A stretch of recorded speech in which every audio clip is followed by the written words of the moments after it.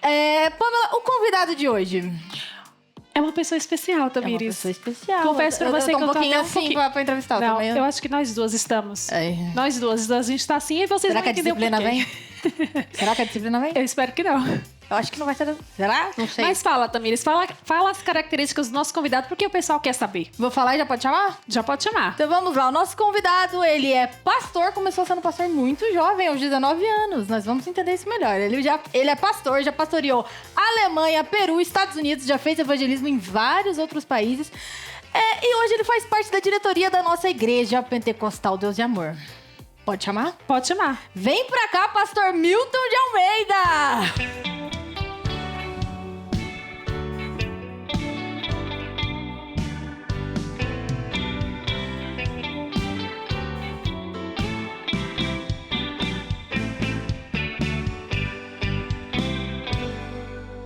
Eita, meu Deus. A paz do Senhor Jesus, pastor. Paz do Senhor, Tamires, Pamela, como Seja estão? muito bem-vindo ao Decrentes. Eita, meu Deus. Esperava por esse momento há muito tempo. Ai, esperava esse momento.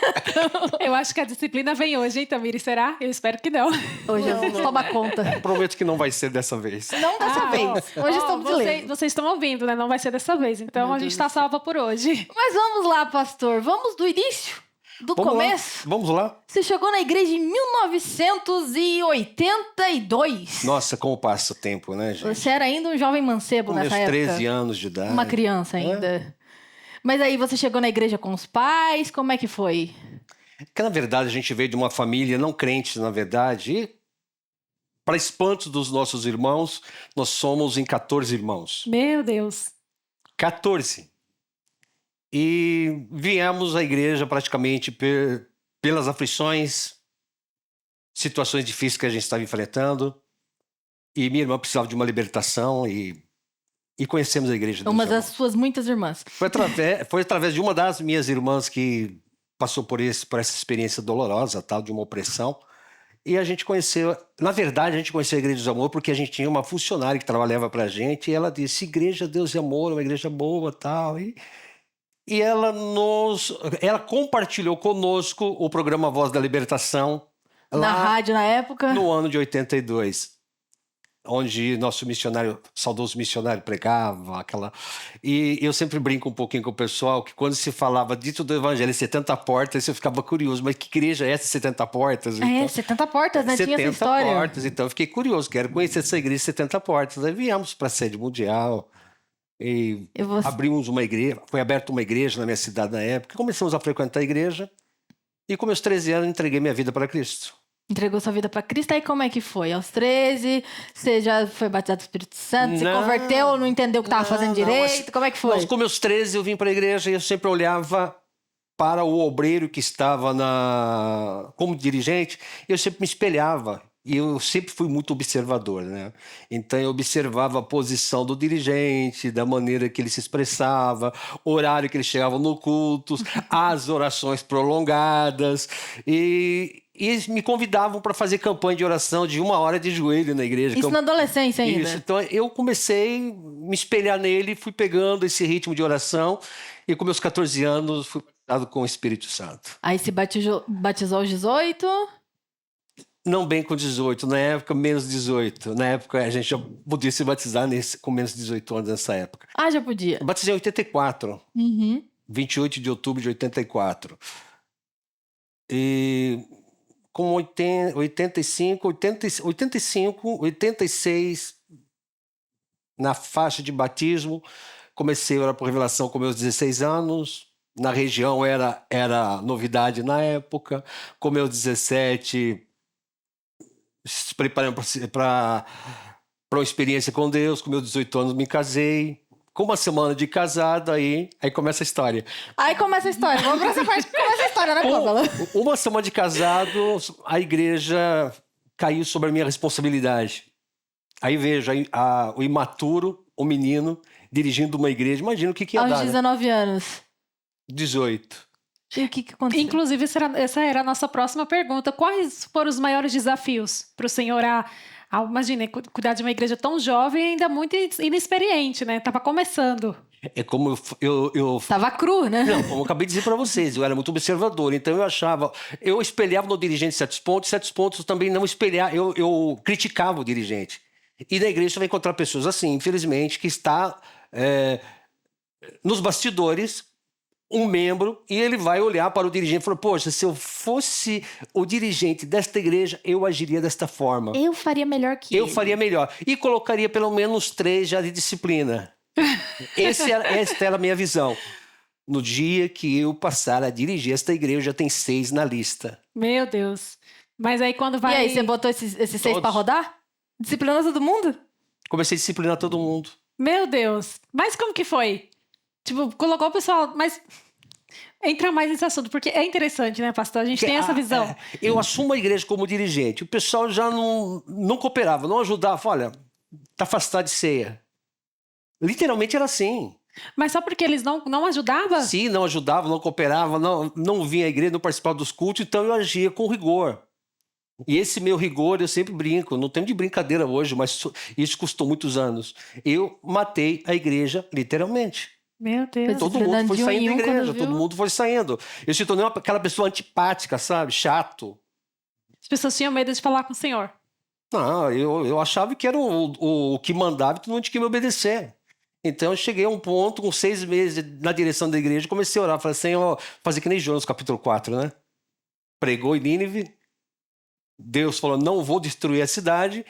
E ele ficou ressentido, lá em Jonas capítulo 4. Era pra destruir. Ele ficou ressentido, dizendo, bem, sabia eu, ó Deus, que tu és misericordioso, piedoso, cheio de misericórdia, que perdoa os pecados. Por isso que eu fugi para Tarso, porque saberia que isso ia acontecer.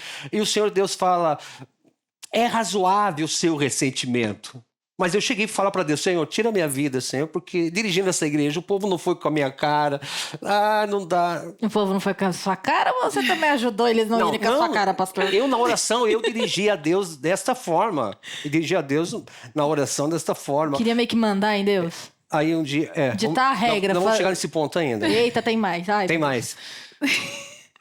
Só que nas orações que a gente fazia, orações prolongadas, e um dia eu senti a forte voz de Deus falando no meu coração. Tudo que você fez com o meu povo, ao ponto deles ir sair da igreja, você vai ficar aqui, recuperar o último, todos eles terão que retornar à igreja. Então Meu você ficou Deus. quantos anos nessa primeira 8 igreja? anos dirigindo essa igreja. 4 pra destruir, 4 pra reconstruir? Não, 6 meses para destruir e 7 e alguma coisa para construir a igreja. Mas como que foi esse processo do senhor recuperar alma a alma? Qual foi a estratégia que o senhor deu que Deus deu pro senhor? Porque tinha que arrumar a bagunça, limpar a bagunça que tinha feito. Primeiro, na verdade, eu tinha que agir um pouquinho mais como ser humano, né? Porque a gente está cuidando de gente. E quando a gente fala em cuidar de pessoas, a gente tem que sentir a dor do outro, como Jesus nos ensinou. E eu cheguei a esse ponto de falar, Senhor, me orienta, me dá a direção que devo fazer. Mas você só chegou a esse ponto de se quebrantar porque viu que a igreja tava morta. Pasme, eu só tinha um obreiro que ficou comigo e minha esposa que fazia a primeira parte nos cultos. E porque provavelmente esse obreiro também era chatão. Não, ele era bem humilde, então ele aguentava tudo, Tadinho. quietinho e tal, e me ajudou muito. Então a gente começou a passar por esse processo e chegou a um certo ponto que eu falei, eu tenho que mudar minha forma de pensamento, a maneira de falar com o povo. E eu comecei a ser mais amigo do povo. E mesmo assim não foi um resultado imediato. 7 anos. Demora um pouco. Não foi um resultado de hoje para amanhã, virou a chave, o pessoal já voltou. Não, de maneira alguma. E eu comecei a tentar tirar o povo que restou dentro da igreja para os cultos ao ar livre. E, na verdade, isso eu sempre falo para os irmãos que, de repente, estão passando por essa mesma situação, dirigentes, talvez, que estejam nos assistindo, dizendo, poxa, eu quero fazer um culto ao ar livre, mas ninguém está comigo. Vão 3, 4, uns gatos pingados para me apoiar. Isso sempre vai acontecer. Então, eu sempre falo, eu tinha um companheiro meu de batalha que era um baiano na época, tinha uns 70 anos, mas ele era meu companheiro de batalha. Caminhávamos 10, 15 quilômetros para fazer a obra do Senhor. E começamos a fazer esses cultos. Eu me lembro que o primeiro culto que a gente fez foi na sala de um irmão, na primeira quarta-feira. Na segunda quarta-feira não coube o povo dentro da igreja. dentro da casa. Fizemos no terreiro, já deu 60, 70 pessoas. E o povo começou a ver o movimento que Deus estava fazendo na minha cidade, dos cultos ao ar livre. E aí o pessoal começou a chegar, falou, poxa, o rapaz mudou, vamos ajudar, vamos apoiar. E começamos. Eu vou até resumir isso. Após os meus 8 anos de igreja, Deus e Amor, nessa cidade, deixamos a cidade com toda a igreja recuperada e mais 6 congregações da cidade. Meu Deus, que bênção. Deus aprovou de uma forma tão grande. Mas não aprovarei do jeito que eu estava, né? Jamais. Mas, Jamais. ó, o senhor falando, teve um ponto importante. Eu sempre falo que a gente é ser humano, a gente tá propenso a errar. Mas o primeiro passo é a gente reconhecer que a gente errou e pedir para Deus nos mudar. E quando isso acontece, o Senhor, ele começa a trabalhar na nossa vida. Olha o exemplo do Senhor. É o primeiro que tem que haver quebrantamento, né? E chegar a um ponto, dizer, Senhor, eu não posso, mas Tu podes. Assumir a sua vulnerabilidade. Eu não consigo, mas o Senhor pode fazer por mim. Assumir a pequenez. Passar a ser dependente de Deus. Sim. Aí está o segredo. Dependência. É o que eu sempre falo para os jovens na expansão, é dependência em Deus. Tem muitos jovens que vêm falar com a gente e falam, olha, Deus tocou em mim, que eu tenho que mudar em tal situação, tudo mais. Eu só, olha, se Deus tocou em você, pede graça. Graça porque o Senhor, ele nos muda, Tem ele solução. nos transforma, né? Tem. Deus recupera. Deus recuperou. Ainda Claro. deixou mais 6 igrejas ainda na região. Meu Deus do céu. E o que o senhor diria pro Milton daquela época, do início, dos 19 anos? O que o senhor agora diria pra ele? Eu na frente dele falei, cria juízo, rapaz, você é muito menino. Tome vergonha. Para de agir dessa forma. Você vai ter que aprender muito na sua vida. Para com isso. Começa a cultivar mais empatia. Isso é ponto importante, né? Acho que eu daria muito conselho para ele. Teria que sentar, ter tempo de mesa com ele, né? Ah, com certeza. Oh, meu Deus do céu. E quando que o senhor começou a ir pra fora? Na época o senhor já tinha casado, né? O senhor casou com 18 para 19 anos. Com 8 anos o senhor já tinha suas filhas, que eu fiquei sabendo aqui. Quem não sabe, o pastor Milton, gente, tem 4 filhas. Acho que com 27 anos Com já era 27 anos já tinha as 4. já tinha as 4. E com essa idade, mais ou menos, já tinha encerrado o trabalho nessa primeira igreja. Ah, sim. Eu já tinha encerrado esse trabalho, já estava dirigindo uma outra congregação, trabalhando materialmente, é claro. E depois, em 89, 90, o pastor Geraldo Lopes, ele me convidou para ser auxiliar dele em Sorocaba, fiquei lá com ele aproximadamente uns 8 meses, e depois eu renunciei à prebenda. Você ficou fora da plebena? Eu vou trabalhar materialmente e tal, aquela coisa toda. Desistiu de ser pastor? Desisti de ser integral, de estar integral na igreja. E ele falou uma palavra, olha, se Deus tem um projeto na sua vida, Deus vai cobrar de você. Falou, não estou importando, eu não vou desviar, não vou sair da igreja, mas eu não quero mais. Ele cobrou? Ah, Vai contar, pastor. meu Deus do céu. O que aconteceu? Fui trabalhar materialmente, trabalhei na fábrica de macarrão que existe na minha cidade, a instantâneo, sabe? Então, De miojo. aí eu comecei a trabalhar nessa fábrica, aí a Idelene nasceu nessa época, minha terceira filha. Depois eu fui dispensado e fui para agricultura. E nesse tempo de agricultura, acabei ficando doente, peguei uma pneumonia, depois fiquei tuberculoso. Meu Deus. Perdi metade do meu pulmão. Eita, Jesus. E foi indo. Tem mais? Sim. Perdi metade do meu pulmão, aquela febre que não passava. E em casa era desta forma. Era eu melhorando, as filhas se internando. Jesus. Isso tudo Tanto no é que uma período das minhas que o senhor filhas tinha na desistido da época, plebena. ela ficou com uma pneumonia também, ficou internada, e foi aí que Deus me quebrantou de uma forma. Sabe aquela bebezinha de 1 ano e 6 meses num berçário no hospital, recebendo soro, não já no braço porque não tinha veias, vendo aquela criança quase perdendo a minha filha. E o Senhor falou claramente: é aquilo que você renunciou. Então faz a minha obra que eu vou cuidar de você. E aí? Aí fui, montei uma barbearia. Ele ainda fugindo. Meu Deus. montei uma barbearia, mas já com aquilo na cabeça. Falei assim, ó, faço uma prova contigo. Se é para eu voltar, alguém tem que vir aqui no salão. Alguém enviado da Queria diretoria. fazer prova ainda, não queria Alguém mais. enviado da diretoria aqui no meu estabelecimento onde eu trabalho para me chamar.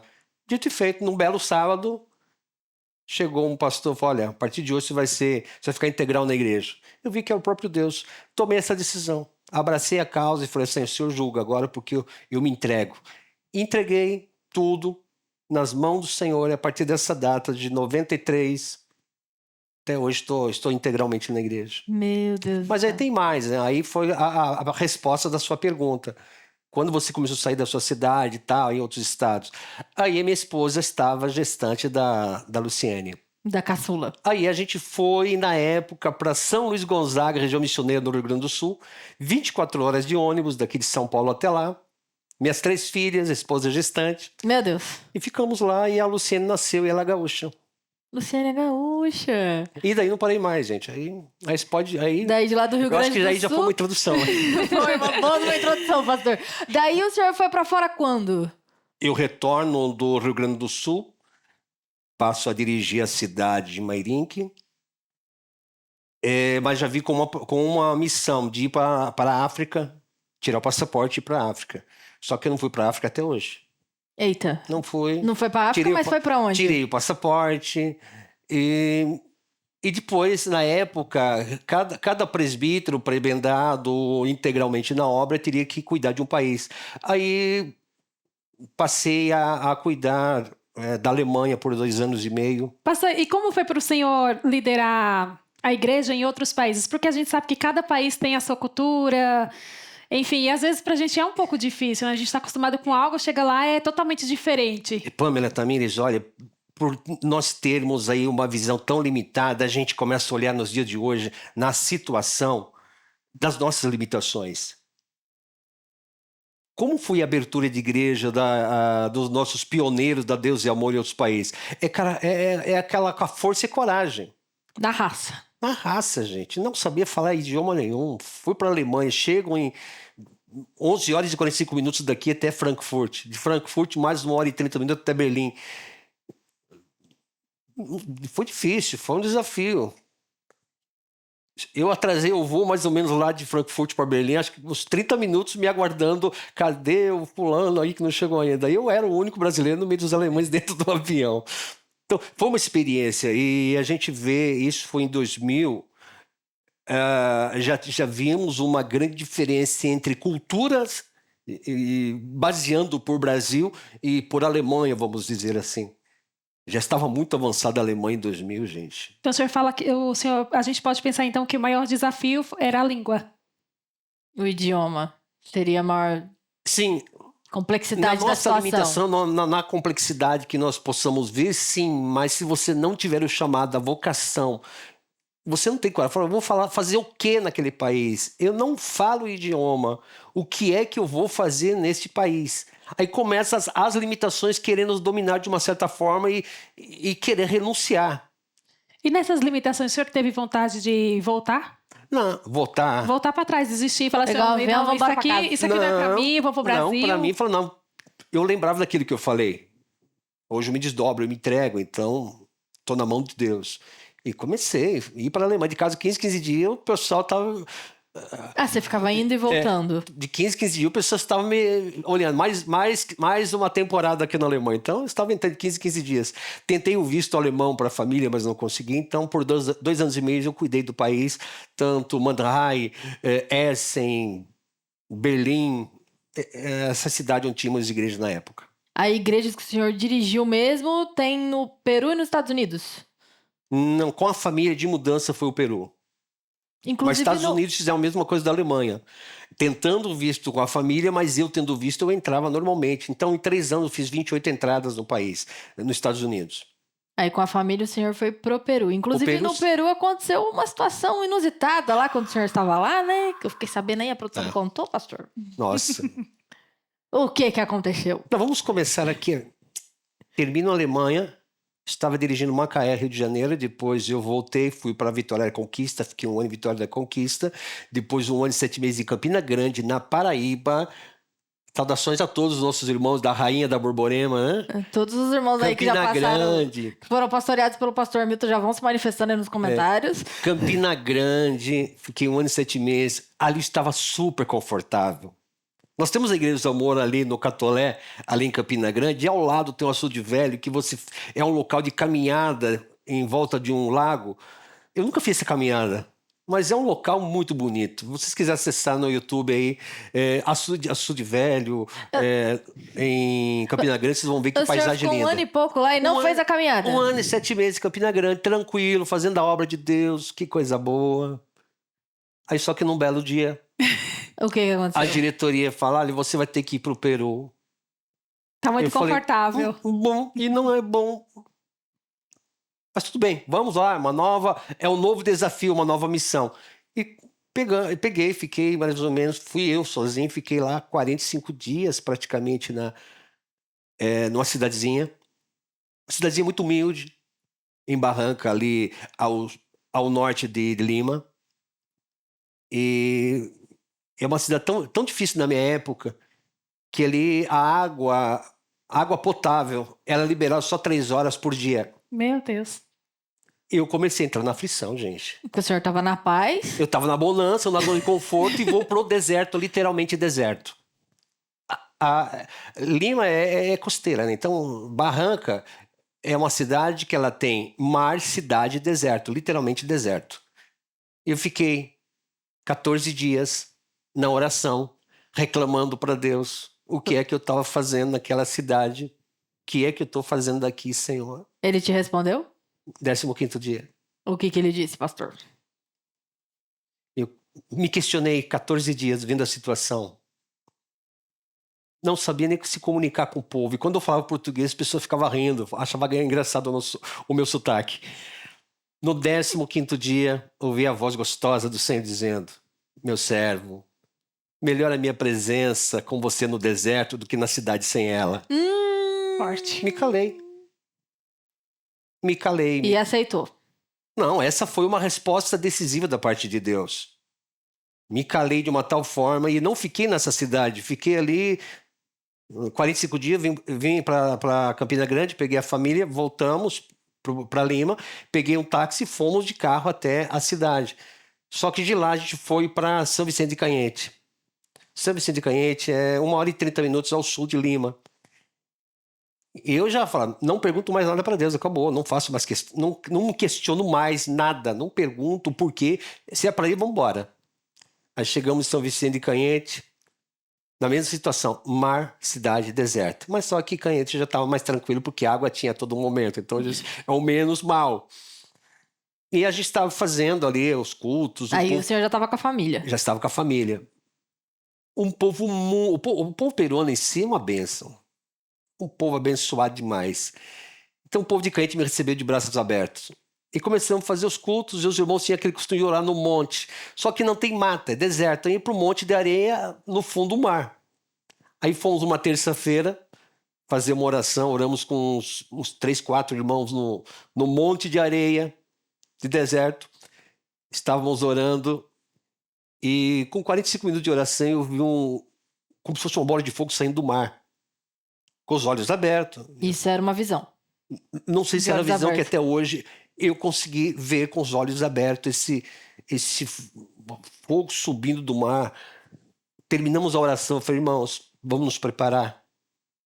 Vem coisa por aí. Isso foi na terça. Na quarta-feira, De ter feito. começamos a campanha de prosperidade, que é o miércoles, que é a quarta-feira. E fizemos a oração e tal. E Cañete, até hoje, a igreja é um cine. E tem o palco, que é o púlpito, e embaixo fica a sala pastoral. E terminei o culto às 18h20. Às 18h30 estava eu, minha esposa e o meu segundo dirigente, e começou o terremoto. 15 de agosto de 2007. Começou um grande terremoto no país, sacudiu. E eu segurei na mão da minha esposa e do dirigente. E a única palavra que eu falei, Senhor, muito obrigado. Muito obrigado. Agradecendo a Deus E o por terremoto tudo. acontecendo. O terremoto acontecendo e eu agradecendo a Deus. Eu quero essa fé. E o Senhor, muito obrigado, Senhor. Eu sabia que as minhas 2 filhas estavam por lá de fora e a outra estava no apartamento. Eu agradecendo Quem eram a as filhas Deus. que estavam do lado de fora? Tava a Luciene, a Iderlene e a segunda filha, a Edné, estava no apartamento. Só que a Iderlene foi atingida na cabeça nesse terremoto. Quando terminou o terremoto, de 2 minutos e 30, mais ou menos, a Iderlene chega na igreja, eu abraço ela toda ensanguentada. Meu Deus. E eu ali, Senhor, muito obrigado por tudo, agradeço, Senhor, por tudo. Eu não pergunto. Eu não faço mais perguntas para Deus, eu não faço. Esse é melhor com a minha presença no deserto que na cidade, valeu. Não faço mais questionamento. Inclusive a presença no terremoto. Então foi um terremoto tão forte, gente.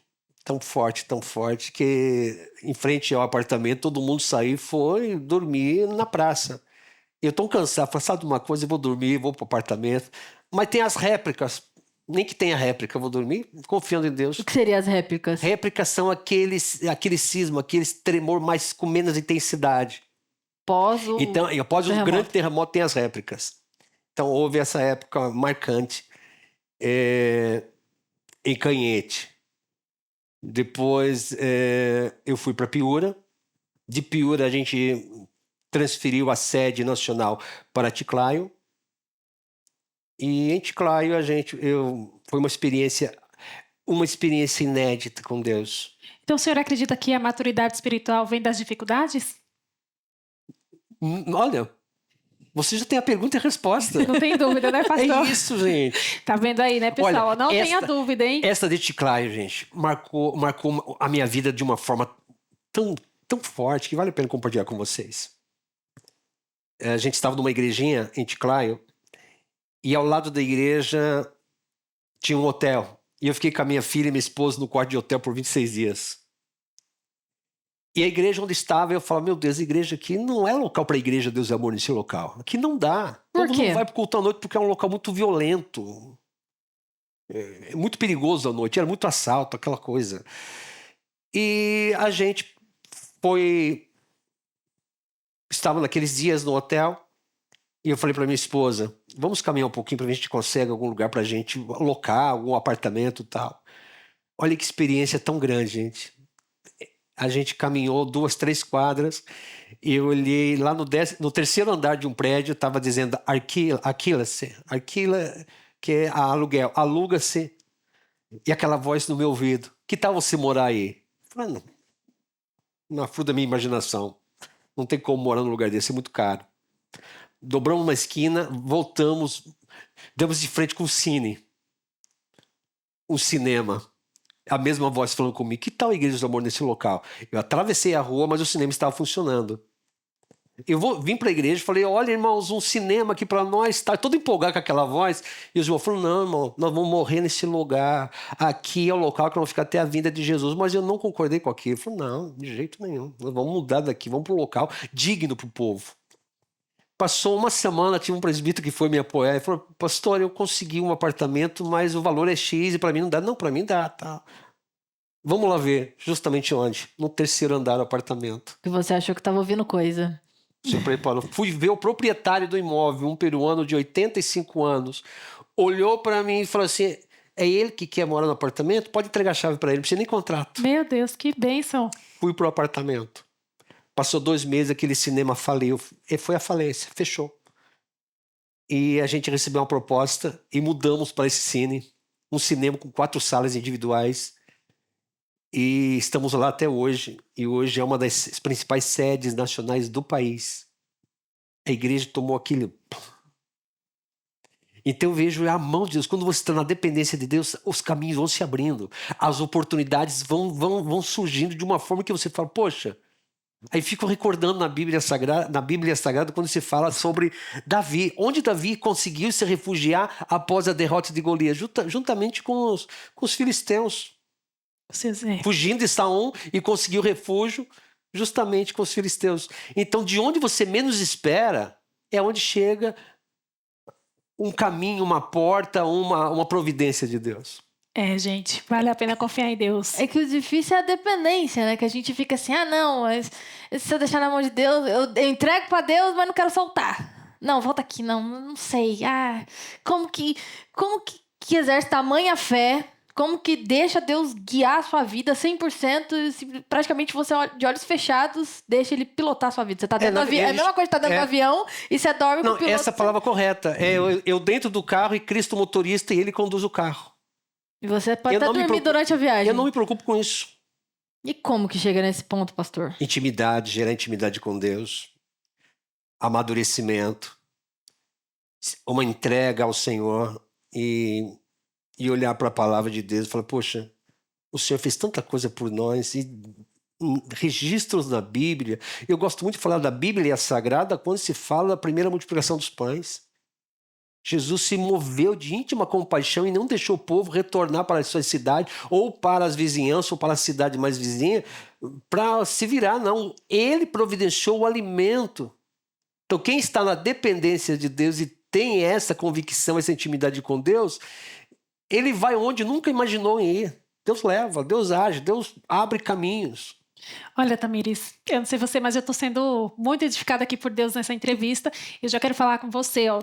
Tem aquele amigo que tá passando por uma prova, por uma luta, e fala assim, perdi a minha fé, cheguei no meu limite, compartilhe o link deste programa, para que ele também possa ter essa oportunidade de acompanhar esse bate-papo incrível. Meu Deus, quanta experiência. Sinceramente, pastor, eu espero um dia chegar nessa sua fé. Não chega. Meu Deus. Chega. É muito profundo. Inclusive, às vezes a pessoa tá passando luta e ela acredita que Deus tá castigando, que Deus tá punindo, mas às vezes Deus tá usando aquela aprovação justamente para trazer ela para perto de volta. Justamente. Trazer ela para perto novamente. Foi o que aconteceu com o senhor, claro. Né? O senhor, Deus permitiu acontecer toda aquela situação com a sua filha, ainda bebezinha, para fazer o quê? Volta para cá. Para onde você devia estar. Quando você quer sair um pouquinho do centro da vontade de Deus, ele usa meios para... Não, o caminho é esse. Ele traz você de volta. E de um jeito ou de outro. E o que ele quer fazer é isso. De um jeito ou outro, você vai ter que estar no centro da minha vontade.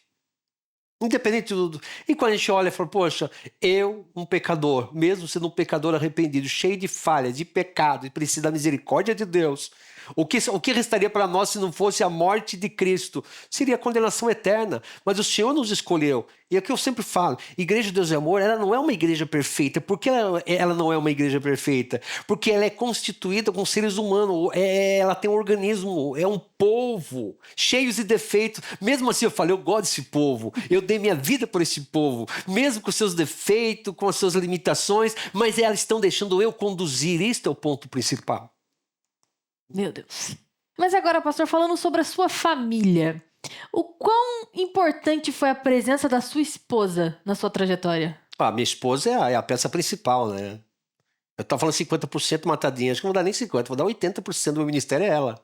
Qual o nome da sua esposa? Crélia. Um abraço, Crélia. Uma Crélia, um abraço. É 80%, porque ela me aguentou todo esse tempo, gente. Me aguentou. Olha, não é fácil não. Não é fácil.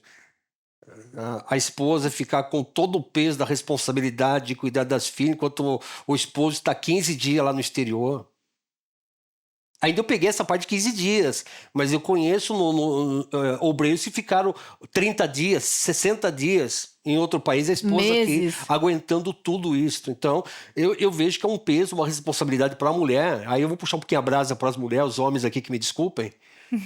Mas as mulheres já têm um papel muito importante no ministério do marido. Fala, pastor, deixa eu principalmente quando os dois são vocacionados.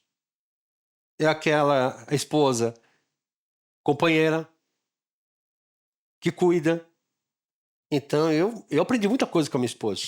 O senhor tem 4 filhas, então 5 mulheres na vida do Meu senhor. Deus. Como que é 5 mulheres na sua vida, pastor? Porque Eu sempre brinco, 5 mulheres que renderam... Muita dor de cabeça. Perda das contas. 5 mulheres que renderam 9. 9? 9 netas. Não, 5 mulheres, 4 filhas e mais as 4 netas. São 8, mas a esposa são 9 mulheres. Meu Deus. Então, eu vejo hoje que valeu a pena. Minha esposa é meu braço direito. E como que era para suas filhas ficarem mudando de cidade em cidade, país em país? Para elas era uma festa. Quando eu recebi uma notícia, vamos para tal cidade, vamos conhecer pessoas novas, tal. Então, porque a gente, na verdade, eu e minha esposa, a gente nunca compartilhava os nossos problemas ministerial com elas. Se tivesse acontecendo alguma coisa, sempre poupamos as filhas. Então, elas sempre estavam ali se enturmando com o pessoal da igreja, escola dominical, jovem e tal, aquela coisa toda, mas os problemas de ministério a gente não levava isso para a família. Então elas se sentiram muito estruturadas nessa parte. Então, talvez uma falha de pastores que vivem da obra, mudando de cidade, país em país, e não conseguem convencer os filhos são tristes, são frustrados por estarem mudando junto com os pais o tempo todo, talvez seja dele expor o lado ruim, não poupar eles de coisas ministeriais que estão acontecendo que eles não precisavam saber? Sim, tem uma parcela muito grande que, na verdade, eu sempre falo que é o nosso dever de casa, como esposa com seus filhos, orientar os filhos, incentivá-los. Porque o desejo do pai e da mamãe, que está na obra, é de ver os filhos firmes na obra também. Principalmente esse grande é um investimento. Obreiros que vão para o exterior, esposo e esposa, dificilmente eles vão conseguir dominar o idioma do país. Então, a maior aposta são nos filhos, que vão para esses países pequenos e vão aprender o idioma, vão dominar o idioma do país. Então, esses são praticamente os futuros obreiros da nossa igreja, se nós soubermos investir e trazer a dosagem certa na educação dos filhos, poupando esses assuntos que hoje está mais difícil hoje. As mulheres jovens casadas que não têm filhos ainda, desejo muita sorte, porque hoje a internet está aí, o YouTube está aí escancarado, todo mundo está aí, então não sei como que os filhos vão absorver isso, né? E qual conselho o senhor deixaria para os pais? Eu não sei se a palavra seria correta, fazer do meio primitivo. Levar os meio filhos, primitivo? Levar a família para a igreja. Não deixar em casa. Levar as crianças para o pequeno Galileu. Tem que fazer o arroz com feijão, né, pastor? Claro, eu acho que esse é um tradicional nosso. Porque se não fizermos isto, nós vamos perder gerações. Se nós não der isso para os nossos filhos, infelizmente, tem gente lá fora, o mundo lá fora vai oferecer e vão conseguir conquistar os nossos filhos para esse caminho. O senhor tem que vir aqui de novo no Decrência, porque esse bate-papo tá incrível, mas o nosso tempo já foi embora. Vai ter que ter parte 2, parte 3, parte 4, parte 5. Vamos embora. Tem que fazer uma série, uma saga com o pastor Milton. Claro, vem. Mas agora, pastor, eu quero convidar o senhor para nós ir a um momento muito legal do nosso programa, onde o senhor vai ter a oportunidade de deixar uma mensagem para a galera. Então, nós vamos pro Solta o Verbo. Então, pastor, é o seguinte, o senhor vai olhar para esta câmera e o senhor vai deixar uma mensagem para a galera. Pode ser o que o senhor sentir no coração, o que o senhor quiser, é o seu momento. Então, pastor, solta o verbo. Eu gosto muito de uma passagem bíblica e justamente eu tenho feito essas pregações e eu gostaria de compartilhar com vocês sobre Lucas capítulo 15, versículo 1 e versículo 2, que confesso que muitas vezes eu preguei das parábolas. Parábola da ovelha perdida, da dracma perdida, do filho pródigo. Mas eu nunca me atentei no versículo 1 e versículo 2. E a Bíblia Sagrada nos mostra claramente. Repito, a Bíblia Sagrada nos mostra claramente, no capítulo 15, versículo 1 e versículo 2, que havia dois grupos. Um grupo de pecadores e publicanos, e Jesus estava no meio desse grupo para ouvir a palavra do Senhor. E também no outro grupo havia os doutores da lei, aqueles religiosos que estavam cobertos de religiosidade, que deveriam estar abraçando a presença do Messias, a presença de Cristo naquele momento, mas infelizmente eles estavam ali murmurando. E infelizmente nós vemos isso acontecer nos nossos dias. Jesus no meio dos pecadores e publicanos. E a gente aprende muito no discorrer das demais parábolas. Por que eu estou falando isto? Para que isso sirva de uma reflexão profunda, que nós, como pecadores, que o Senhor nos resgatou, devemos ampliar a empatia, fazer o que Cristo fez. Empatia não é se colocar no lugar da pessoa, mas sentir a dor de outra pessoa. Então, eu deixo essa frase para vocês, para que você olhe para o seu irmão, para o pecador, ou para aquela pessoa que chega à igreja necessitada da palavra, da ajuda do Senhor, que você não julgue, mas abrace essas pessoas para que elas se sintam aquecidas no rebanho. Que Deus abençoe. Meu Deus do céu. Forte. A pregação. É o culto da noite. Agora deixa eu fazer uma pergunta. Já que... Porque aqui foi um culto, então já posso ficar uns 3 dias sem ir na igreja, né? Porque eu tô bem alimentada. Que isso? É uma vigia, rapaz. É brincadeira, pastor. Pelo amor de Deus, gente. Não vai... pelo amor de Deus, vai pra igreja, vai pra igreja. O pastor Milton soltou o verbo, mas tem mais alguém que quer soltar o verbo. Sério? Tem. Vamos ali no LED, pastor? Vamos Por lá. favor, nos acompanhe. Eu acho, então, Tamiris, que agora o pastor chora. Nossa, tô Será apreensivo Que ele aqui, chora gente. agora, hein? Será? O que vai acontecer, Aqui, pastor, no nosso gente? meio. Fica aqui no meio, pastor, por favor. Produção, pode colocar na tela. Oi, pai. Passando aqui para te honrar publicamente e te agradecer por ser esse exemplo de ser humano para mim. Te agradeço por tudo que você já fez por mim e por ter segurado a minha mão no momento em que eu mais precisei. Eu te amo com todo o meu coração. Feliz Dia dos Pais. Feliz Dia dos Pais para o melhor pai do mundo. O que dizer do meu pai? Um pai incrível, um pai forte, cheio de fé, temente a Deus, inteligente. Tenho o maior prazer de ser sua filha e sou muito grata a Deus pelo melhor pai do mundo. Te amo, feliz Dia dos Pais. Receba aí meu abraço virtual e eu te amo demais. Oi, pai. Tô aqui para dizer o quanto o Senhor é especial para mim. Lembro da minha infância, de quanto o Senhor sempre esteve presente, sempre nos aconselhando, sempre um pai carinhoso, um pai incrível. Eu sempre dizia que o Senhor era o meu herói e o Senhor sempre foi o meu super-herói. E eu te amo muito, pai. Que Deus te abençoe. Agradeço a Deus todos os dias por ter o Senhor em minha vida. Tenho muito orgulho de ser sua filha e eu te amo muito. Louvo a Deus pela sua vida, que o Senhor é um exemplo para muitos e um grande exemplo para mim. Te amo muito, pai. Um beijo. Pai, estou aqui para dizer que eu te amo muito. Agradeço a Deus por ter o Senhor como meu pai, como meu melhor amigo, que me aconselha até hoje, por ter me ensinado nos caminhos do Senhor, por nos educar tão bem, né? Te agradeço muito, pai, por tudo. Saiba que eu te amo muito, o Senhor é muito especial para mim e sempre oro pela sua vida, pai. Um beijo, eu te amo muito e obrigada por ser meu melhor amigo e pelos melhores conselhos que o Senhor me dá até hoje. Te amo, pai. Beijo, filhas. Deus abençoe. Isso aí vocês pegaram de surpresa, né, gente? Senhor, não Mas, esperava, né? As surpresas ainda não acabaram porque a produção preparou um presente pro senhor. Tenho certeza que agora ele chora. Ele tá segurando também, mas agora vai. Vem pra Então, cá, vem pra surpresa. Ai, meu Deus do céu. Oi, pai! Oi, pessoal! Que isso? Trouxemos aqui, olha só. Obrigado. Oi, meninas! Aqui, ó. Tudo bem? Feliz Dia dos Pais. Onde eu Oh, fico? Deus. Fica aqui, Pode ficar aqui, do seu pai. Vamos que Isso, aqui vamos. do ladinho do seu pai. A gente tá aqui Aqui, ó. pra honrar a sua vida mais uma vez, publicamente, e dizer que nós te amamos, representando a Di e a Nene também, que não puderam estar aqui hoje, mas dizer que nós te amamos com todo o nosso coração e te honramos. O Senhor é um exemplo pra gente. E Feliz Dia dos Pais, isso é uma programação especial pro Dia dos Pais, então aqui quero deixar também o nosso abraço a todos os papais que nos assistem e dizer aqui que o meu é o melhor do mundo.